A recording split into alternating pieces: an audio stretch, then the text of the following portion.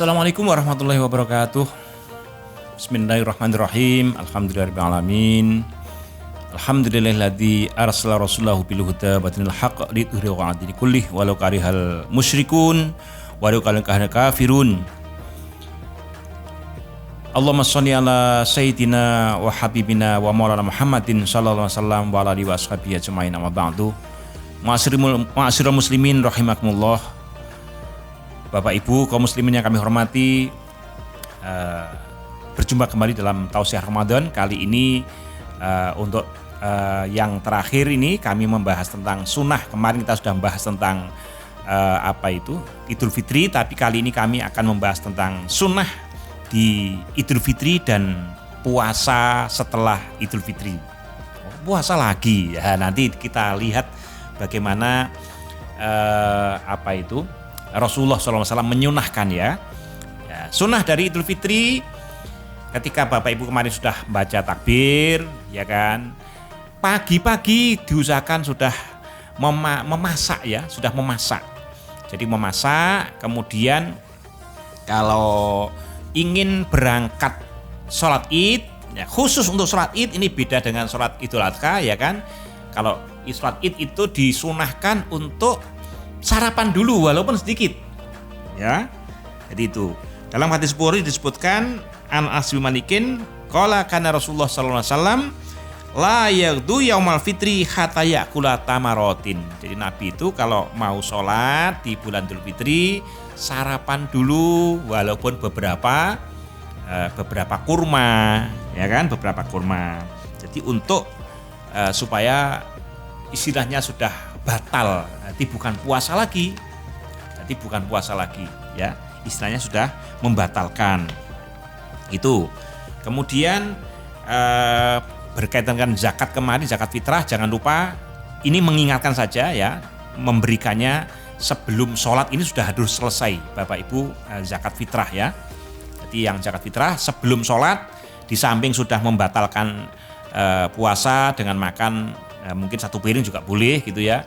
Tapi zakatnya jangan sampai lupa sudah tersalurkan. Jangan sampai nanti nggak zakat fitrah, nanti nggak sempurna, ya kan puasanya, ya jadi batal, ya, jadi kurang sempurna istilahnya begitu.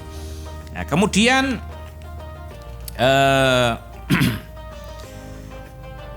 kalau khusus Idul Fitri, ya kan, itu pagi setelah sarapan segera berangkat ke mushola dan melanjutkan takbir ya. Takbir masih dilanjutkan. Kalau dalam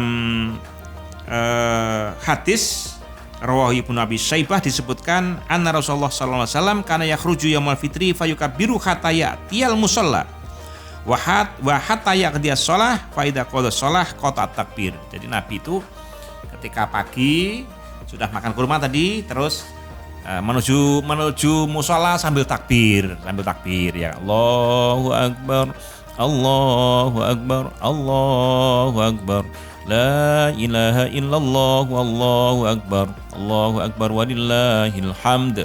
Sampai Nabi sholat Idul Fitri baru selesai. Kemudian disunahkan juga Bapak Ibu sekalian yang hadir. Yang hadir jangan bapak-bapak saja, tapi karena ini hari raya Islam, semua diusahakan hadir, ya kan? Ibu-ibu, bapak-bapak, anak-anak kecil, biasanya kalau sekarang mungkin pakai baju baru semua, begitu ya. Nah, jadi begitu.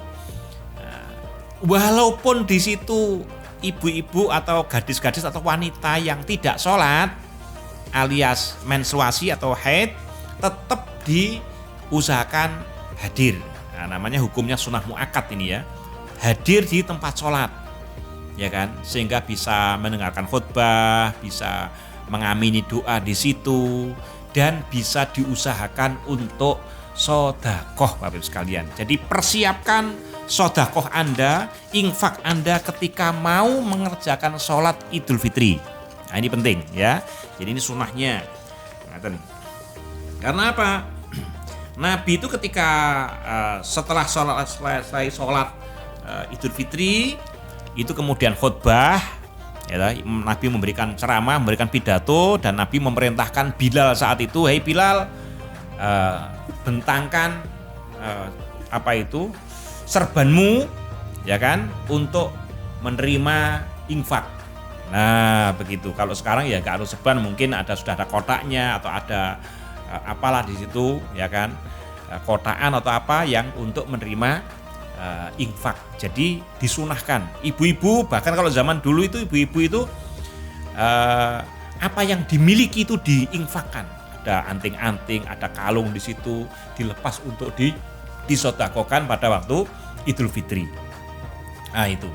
Untuk apa ya? Untuk kemaslahatan semua muslim. Ya kan? Jadi nanti dijadikan kas masjid atau kas di RT RW situ untuk untuk kemaslahatan umat Islam semuanya. Jadi begitu. Nah, mungkin diperbantukan pada fakir miskin yang mungkin nggak bisa beli baju dan sebagainya, ya kan? Kemudian ketika sudah selesai sholat Id, nah silakan Bapak Ibu bersilaturahim, ya kan? Ke tetangga saling bermaaf-maafan boleh, walaupun sebetulnya itu tidak ada sunnah yang pasti harus bermaaf-maafan begitu. Tapi kalau yang sunnah yang disunahkan Rasulullah SAW ketika bertemu setelah sholat itu yang disampaikan adalah taqabbalallahu minna wa minkum. Nah doanya itu semoga Allah menerima amal ibadah kita dan amal ibadah kalian semua selama Ramadan. Nah itu hadis itu kalau itu ya. Hadisnya jadi ketika Bapak Ibu setelah selesai sholat Id, kemudian bersalaman boleh dengan samping-sampingnya atau dengan tetangga-tangganya atau dengan teman-temannya, semua salaman itu mengucapkan taqabbalallahu minna wa minkum. Ya boleh mengucapkan selamat hari raya juga boleh, ya kan? Tapi yang jelas ada kalimat taqabbalallahu minna wa minkum yang artinya semoga Allah menerima ibadah kita dan ibadah kalian. Nah itu. Jawabnya bagaimana? Naam taqabbalallahu minna wa minkum. Oh iya, semoga Allah menerima ibadah kita. Nah begitu. Jangan lupa ya Bapak Ibu ya. Jadi kalimatnya ketika salaman taqabbalallahu minna wa minkum. Jawabnya naam taqabbalallahu minna wa minkum. Oh iya, semoga Allah menerima ibadah kita. Kemudian satu lagi Bapak Ibu sekalian, setelah hari raya pertama tidak boleh puasa, tapi hari raya kedua boleh berpuasa lagi, yaitu puasa Syawal namanya puasa Syawal. Rasulullah SAW menyampaikan man soma Ramadana summa atba'ahu sitan min syawalin faka'anama somat dahro. Barang siapa yang puasa Ramadan penuh 30 hari mama atau 99 hari, kemudian dilanjutkan dengan 6 hari puasa Syawal. Kalimatnya di situ min syawalin, artinya boleh tidak berurutan. Pokoknya masih bulan Syawal puasa 6 hari. Hari pertama, hari kedua setelah sholat Id, setelah sholat Id besoknya boleh puasa. Enggak puasa lagi, besoknya boleh puasa lagi. Ya kan? Jadi pokoknya 6 hari ketika di bulan Syawal itu berarti sama dengan puasa setahun karena dilibatkan 10 kali.